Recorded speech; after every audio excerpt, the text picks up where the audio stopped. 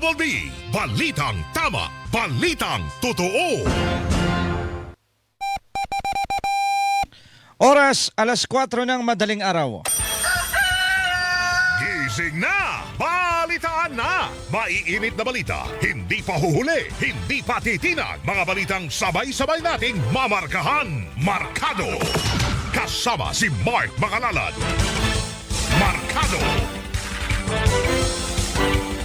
Magandang madaling araw mga kapuso. Ngayon po'y Sabado, ika-25 sa buwan ng Abril, taong 2026. Tara na't markahan ang mga balitang dapat niyong malaman, mga balitang siksik, mabilis at detalyado. Ito po ang programang Markado kung inyong kapuso, Mark Makalalad. Markado! Sa latag ng ating mga balita, unahin natin. Danger level o mapanganib na heat index o damang init na itala sa ilang lugar sa bansa kahapon. Sa datos ng Pag-asa, pumalo sa 47 degrees Celsius ang pinakamataas na heat index sa Butuan City, Agusan del Norte. Habang 46 degrees Celsius naman sa Dumangas, Iloilo. 43 degrees Celsius naman ang naitalang damang init sa San Ildefonso, Bulacan, Iloilo City, La Granja, La Carlota, Negros Occidental. Catbalogan, Western Samar, Borongan, Eastern Samar at Cotabato City.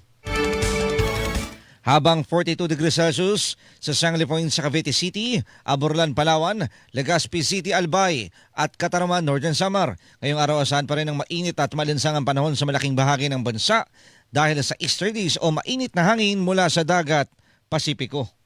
Markado! Posibilidad naman ng El Nino sa susunod na 2 hanggang 3 buwan, lalo pang tumaas. Batay sa pagtaya ng pag-asa mula sa 55% noong Marso, tumaas pa sa 70% ang tsansa na magkaroon ng El Nino sa bansa pagsapit ng Hunyo hanggang Agosto. Kabilang una sa mga palatandaan nito ay ang pagbabago ng hangin at ang malawakang pag-init ng temperatura sa ibaba ng dagat na posibleng makaapekto sa climate pattern ng bansa. Sa ganitong panahon din, karaniwang nagbubuo ang habagat o enhanced habagat season na maaari namang magdala ng malalakas na pag-ulan at kakaunti pero malalakas na bagyo. Gayunman kapag humaba o tumagal pa ang panahon ng El Nino, maaari umano itong mauwi sa dry spell o tagtuyot. Markado! Paghanda naman sa posibleng epekto ng El Nino sa bansa, pinaigting ng Department of Agriculture. Ayon kay Philippine Rice Research Institute o PhilRice Executive Director John De Leon, batay sa pagtaya ng pag-asa, nasa 92% ang posibilidad ng moderate to strong El Nino, kaya posibleng mabawasan ng mga pag-ulan na makakaapekto sa mga pangunahing agricultural area. Dahil dito inaral na umano ng DA ang rainfall projections at water availability para makapag-adjust ng mga estratehiya at kalendaryo sa pagtatanim. Gayun din para mapabilis ang rollout ng solar-powered irrigation systems sa gitna ng mataas na halaga ng petrolyo at kuryente at makapaglaan ng supply ng tubig sa mga sakahan. Markado! Mga pananim sa Ilocos Norte at Aurora, apektado na ng matinding init ng panahon.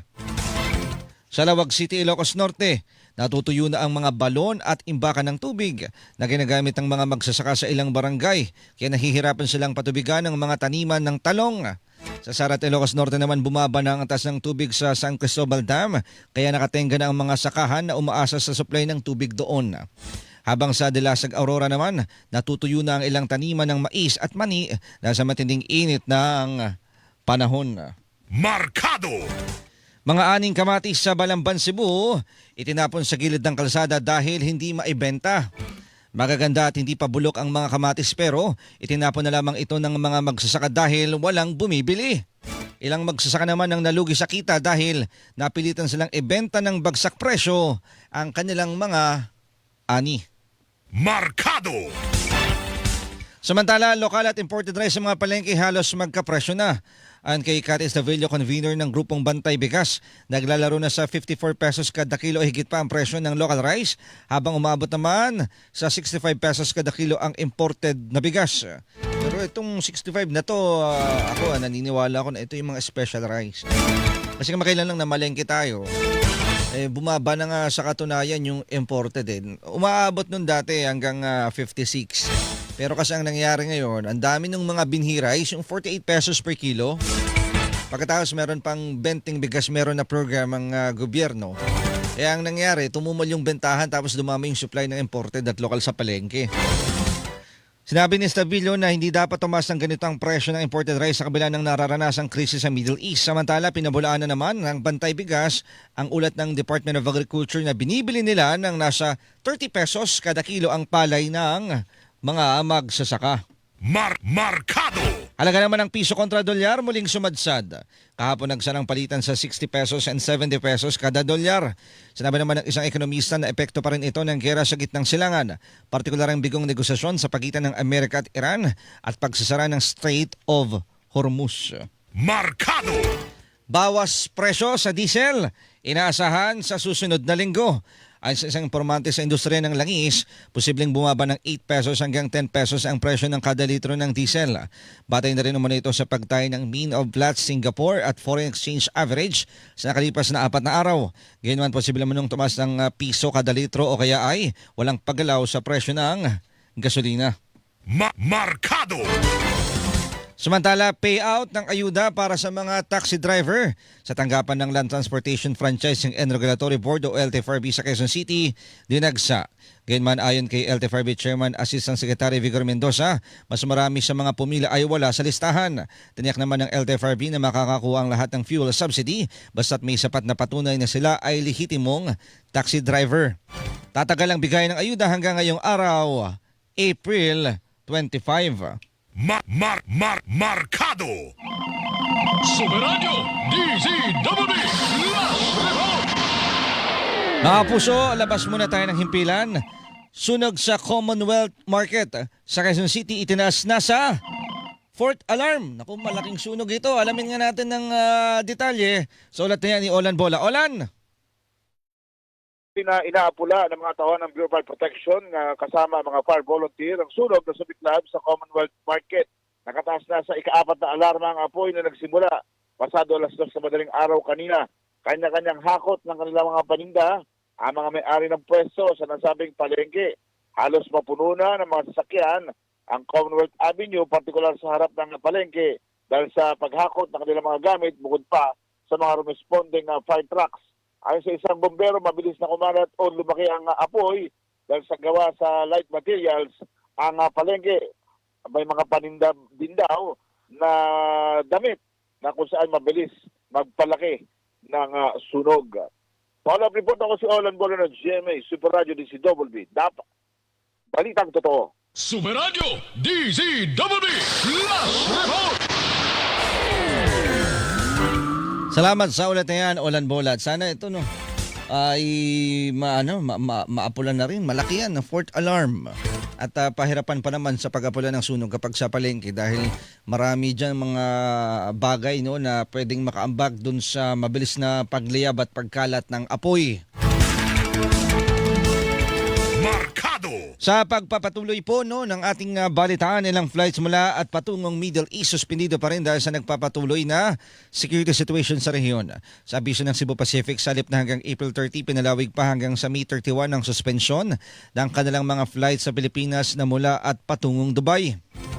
Para namang mag-avail ang mga apektadong pasahero ng libreng rebooking ng flight o kaya ilipat ito sa travel fund o mag-avail ng full refund. Una na rin nag-abis ang Philippine Airlines hinggil sa pinalawig na suspensyon ng kanilang biyahe patungo at mula Dubai at Doha. Hanggang sa tapusan ng Mayo dahil sa umunay potential risk sa critical infrastructure at overall airspace safety. Markado! Excise tax sa diesel at gasolina, inaasahang sususpindihin ng Malacanang sa mga susunod na araw ayon sa isang kongresista. Kumbinsido si Marikina 2nd District Representative Miro Kimbo, chairperson ng House Committee on Ways and Means, na masususpende ang excise tax sa diesel at gasolina dahil pinag-aaralan na ito ng Malacanang at nakikipag-ugnay na rin sa Kamara para sa datos. Kasunod rin doon ang panawagan ng isang mambabatas na pagbutuan sa Kamara ang suspensyon ng excise tax at value-added tax sa diesel at gasolina. Una nang sinuspende ni Pangulong Bongbong Marcos ang excise tax sa LPG at kerosene. Markado! Dalawang panukala na magtataas naman sa ipinapataw na buwis sa mga nakalalasing na inumin, inihain ng Akbayan Reform Bloc sa Kamara. Sa ilalim ng House Bill 5745 at 5746, pinatatasan ng excise tax sa mga nakalalasing at premix na inumin para mapondohan ang mga serbisyong pangkalusugan. Ang kay Akbayan Party List Representative Dada Kiram isimula dahil malaki ang pinsala na dulot ng alak at industriya nito sa lipunan, nararapat lamang na lakihan ang buwis na ipinapataw sa kanila. Batay sa datos mula sa Philippine Medical Association, 47 Pilipino ang namamatay kada araw na may kinalaman sa alak. Markado! Mga consumer at negosyanteng nangungutang, pangunahing maapektuhan naman ang pagtataas ng interest rate ng Bangko Sentral ng Pilipinas. Yan ang sinabi ni Professor Emmanuel Laico, isang ekonomista. Paliwanag niya, layo ng BSP sa pagtataas ng interest rate na maibsan ng epekto ng inflation o mataas na presyo ng bilihin sa bansa. Dahil kasi sa mataas na interest rate, maaari mo nung bumagal ang paggastos ng mamamayan at mainganyong mag-ipon sa bangko o wag mo nang gumastos ang may sobrang pera. Markado! Samantala, 15,000 piso na across the board na dagdag sweldo para sa mga guro sa pampublikong paaralan. Ipinanawagan sa sinagawang kilos protesta ng mga kasapi ng Teachers Dignity Coalition sa bahagi ng Mendiola sa Maynila kahapon. Hiniling nila sa Pangulo na tuparin ang pangako nito noong eleksyon na pag-usay ng benepisyo at sweldo ng mga grupo. Sakitan rin ito ng mga problemang kinakaharap ng ilang guro na nababaon sa utang dulot ng maraming gastusin pero kakarampot ang sweldo. Markado! Samantala, orientation ng mga guro at school head para sa ipatutupad na trimester system at iba pang pagbabago sa school year 2026-2027 isinagawa ng Department of Education. Ayon kay Education Secretary Sani Angara, layon nito na maihanda ang mga school head at guro sa mga reforma sa sektor ng edukasyon na dapat maramdaman sa mga silid-aralan. May direktiba rin umano ang kalihim sa mga school head na protektahan ng mga guro mula sa mga karagdagang workload dahil dalawa ito sa layunin nilang mapadali ang sistema.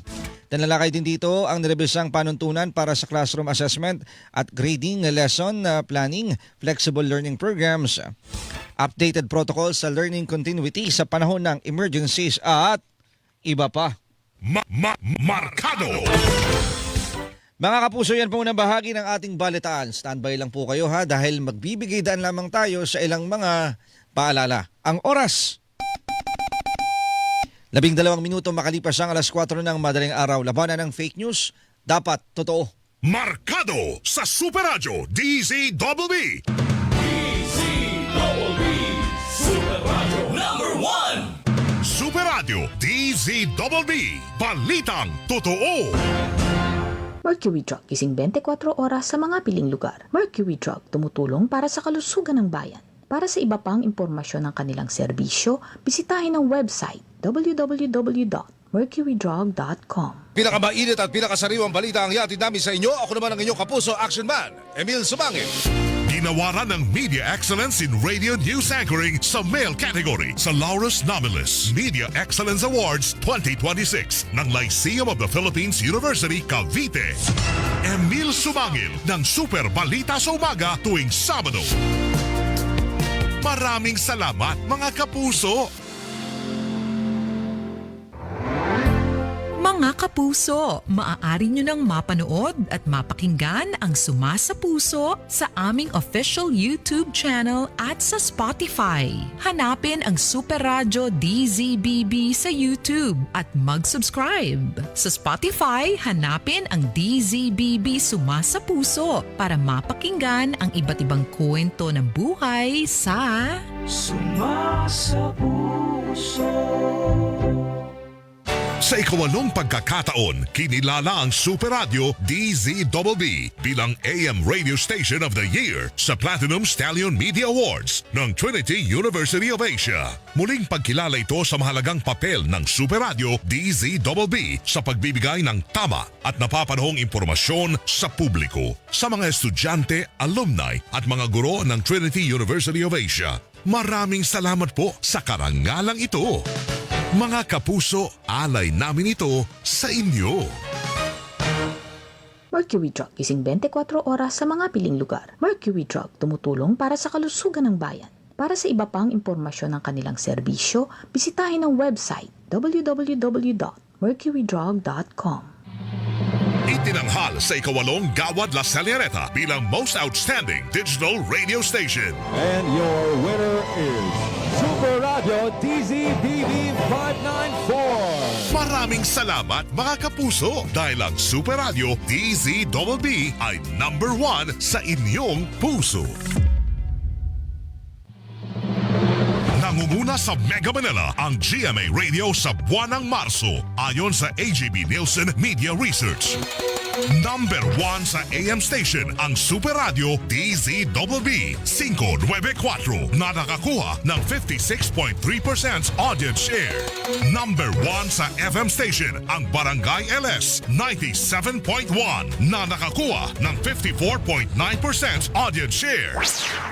Damang-daman namin ang init ng inyong pagmamahal, mga kapuso at kabarangay. Maraming salamat po dahil kami pa rin ang numero 1 sa inyong puso. Super Radio DZBB at Barangay LS 97.1 GMA Radio, number 1. Super Radio number 1. Mga kapuso, ako po si Melo Del Prado. Salamat mga kapuso sa inyong gising na buhay na kamalayan sa mga usapin ng bayan. Magkakapuso tayo mula umaga hanggang gabi, araw-araw. Dahil dito sa Super Radio DZBB, walang kinikilingan, walang pinoprotektahan, noon at ngayon. Serbisyong totoo. Super Radio number 1. Super Radio DZBB, balitang tama, balitang totoo. Kayo'y nakikinig sa Markado. Nagbabalik po ang programang Markado dito sa Super Radio DZBB. Mga kapuso, huwag pong kalimutan na i-follow ang aming social media accounts. Hanapin lamang Super Radio DZBB sa Facebook, sa Expo na dating Twitter at maging sa TikTok. Meron din po kaming YouTube channel, search lamang Super Radio DZBB. Ayan. Para tayo updated sa pinakabago at mga maiinit po ng mga balita at hindi nabibiktima ng fake news. At sa oras po na ito, pagbate sa mga kapuso po nating mga maagang gumising. Talaga nakatutok yan sina Nelson Malinaw, Kape-Kape na, kay Navajo Carmel, Sergio Gravador. Ito iba't ibang mga lugar. Meron tayong kapuso sa Bulacan, Quezon, Isabela, nakikinig sa atin. Have a relaxing weekend. Buboy Menyes at Anthony Nafangon, good morning sa iyo. Zion Aloyra. Ito si Engineer Michael Kapati ng MRT3. Nakikinig po sa atin sa ating Facebook. Nakatutok online. Salamat po. At pagbati rin sa iba pa nating mga kapuso sa iba't ibang lugar sa bansa. PNP Public Information Office, gayon din sa BFP Nueva Ecija. Salamat mga kapuso. Markado. Balik po tayo sa balitaan.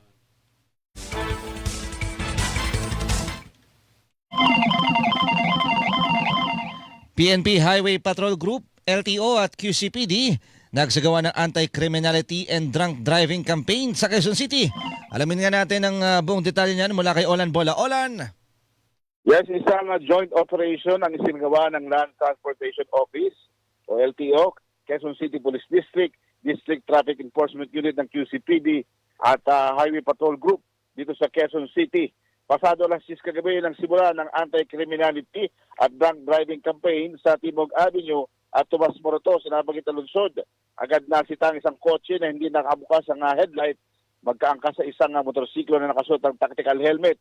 Isang lalaki rin ang nasita na inihinalang nakainom na nagmamaneho at tumanggi sa breathalyzer at nakipagtalo pa sa mga tauhan ng LTO. Ayon kay Police Lieutenant Colonel Jeffrey Lim, ang hepe ng DTEU, aabot sa 6 na tao ang nagpositibo na nakainom ng alak habang nagmamaneho. Batay na rin sa kanilang resulta ng kanilang breathalyzer. Ako si Olan Bola ng GMA Super Radio DZBB.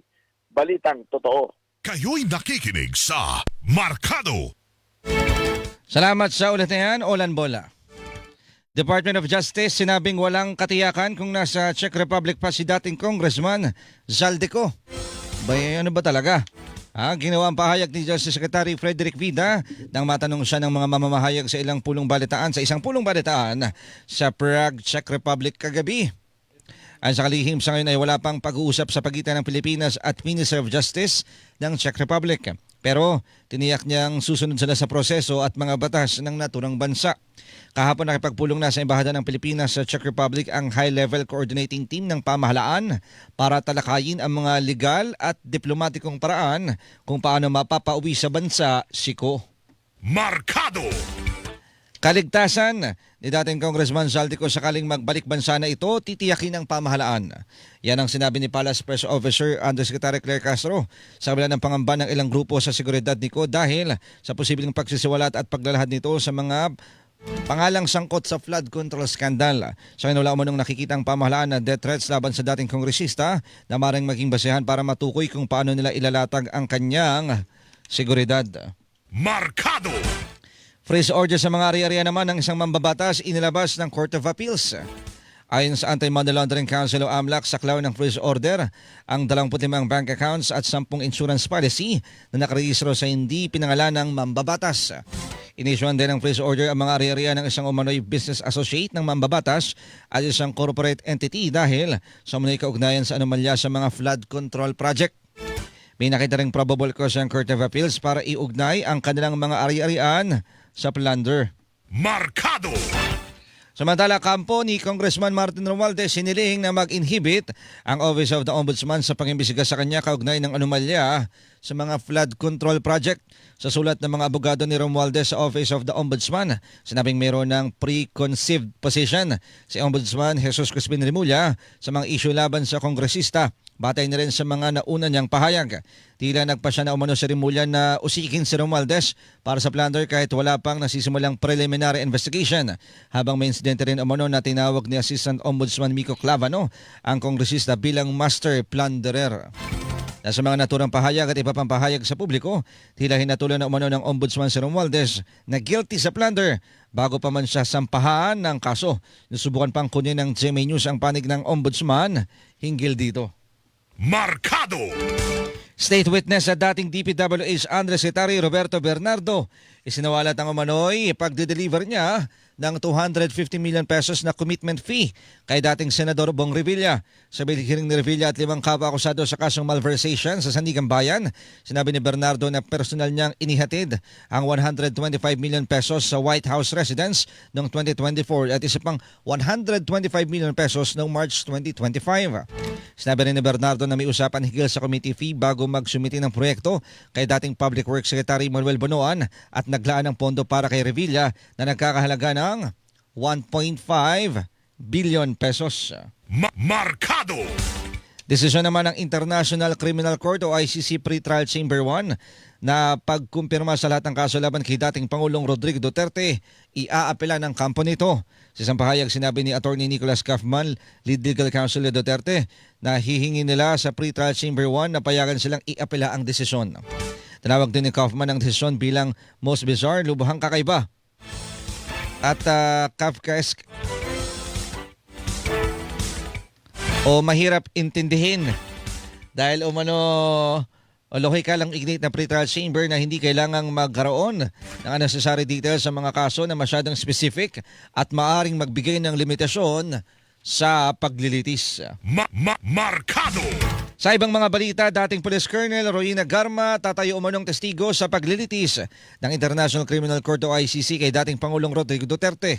At kay dating Senator Antonio Trillanes IV, nakarating sa kanyang impormasyong ito dahil ang kampo niya ang naunang naghain ng communication sa ICC tungkol sa mga umano'y extrajudicial killing sa Pilipinas. Siya inipatiya kung tungkol saan ang magiging testimonya ni Garma, pero matatang ibinunyag noon ni Garma sa pagdinig sa Kamara ang umano'y Davao model na patayan at reward system sa drug war. Bukod kay Garma, titestigo na rin umano sa ICC ang tatlong nagpakilalang mga hitman ni Duterte, kabilang sina Arturo Las Cañas at Edgar Matobato. Markado! Mga inakusan namang co-perpetrator o kasabwat hindi isasabay sa paglilitis ng International Criminal Court o ICC kay dating Pangulong Rodrigo Duterte. Palawanag ni ICC Assistant Counsel Attorney Cristina Conti, hindi pa kasi sila itinuturing na akusado pero patuloy na inimbestigahan. Kabilang sa mga tinukoy na co-perpetrator sina dating PNP Chief at ngayon Senador Ronald De La Rosa, dating Special Assistant to the President at ngayon Senador Bongo, dating Davao City Police Chief at dating MPD Director Vicente Danao, dating Davao City Finance Chief at dating PNP Chief Camilo Casculan, dating NBI Davao Regional Director at dating NBA Director Dante Gueran, dating DOJ Secretary Vitaliano Aguirre II, dating PNP Chief Oscar Albayalde at dating PDEA Chief Isidro La Peña. Markado! Dating Presidential Spokesperson Attorney Harry Roque naghain naman ng petisyon sa Court of Appeals kaugnay sa pagkansela sa kanyang passport at pagdeklara sa kanya bilang pugante. Batay sa nabas na pahayag ng tanggapan ni Roque, naghain sila ng petition for certiorari upang humiling ng temporary restraining order para ipatigil ang implementasyon ng ruling ng Pasig City Regional Trial Court. Wala kasamunong legal na basa ng pagkansela sa kanyang pasaporte at sa pagdeklara sa kanya bilang pugante na maituturing umunong paglabag sa kanyang karapatan. Si Roque naharap sa kasong qualified human trafficking kaugnay sa operasyon ng sinalakay na Pogo Hub sa Porac, Pampanga. Markado! At Pangulong Bongbong Marcos magtutungo sa Japan para sa isang state visit kasama si First Lady Liza Araneta Marcos mula May 26 hanggang May 29. Inaasang sasalubungin ng Pangulo at ang unang ginang ng Emperor at Empress ng Japan sa Imperial Palace para sa welcome ceremony, state call, a state banquet bilang parangal sa delegasyon ng Pilipinas. Nakahanay rin sa agenda ang bilateral meeting ng Pangulo kay Prime Minister Sanae Takaichi kung saan tatalakayin ang pagpapalalim ng ugdayang pang-ekonomiya at seguridad ng dalawang bansa, energy security, food security at maritime cooperation sa gitna ng mga kasalukuyang pandaigdigang hamon. Makikipagpulong din ang Pangulo sa mga Japanese business group at sa Filipino community sa Japan bilang bahagi ng kanyang official engagement. Markado!